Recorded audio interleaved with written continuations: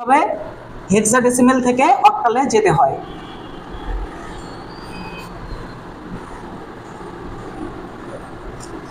তো আমরা আগে যেরকম শিখছি অক্টাল থেকে হেক্সাডেসিমেলে রূপান্তর, ঠিক একইভাবে হেক্সাডেসিমেল থেকে সরাসরি অক্টালে যাওয়া যায় না, যেতে হয় একটা মাধ্যম দিয়ে। সেই মাধ্যমটাকে বাইনারি। তাহলে আমরা প্রথমে হেক্সাডেসিমেল থেকে বাইনারিতে রূপান্তর করব, এরপর বাইনারি থেকে অক্টালে যাব। তাহলে ধরে নাও একটা সংখ্যা যদি এটা হয় যে A539, এটা একটা হেক্সাডেসিমেল সংখ্যা, অক্টালে এর মান কত? তাহলে প্রথমে আমাদেরকে A539 এর বাইনারি মান বের করতে হবে প্রত্যেকটা 4 বিটে। তাহলে 9 এর বাইনারি মান কত? 1001। 3 এর বাইনারি মান কত? 11, সামনে দুইটা 0। 5 এর বাইনারি মান কত? 101, সামনে একটা 0।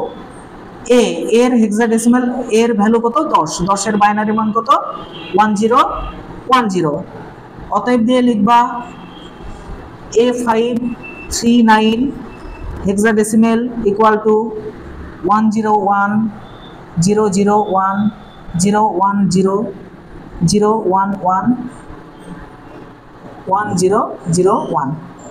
দেখো তাহলে এখানে আছে 4টা ডিজিট, এই 4 ডিজিটে 4 4 16 বিট হতে হবে। দেখো কয়টা বিট আছে? 1 2 3 4 5 6 7 8 9 10 11 12 13 14 15 16।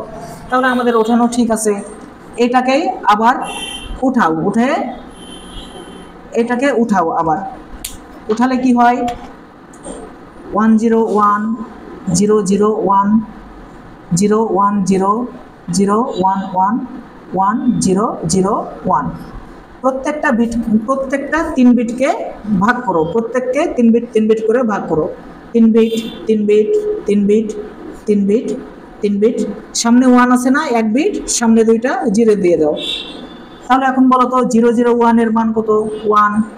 111 এর মান কত? 7। 100 মান কত? 4। 010 মান কত? 2। 010 মান কত? 2।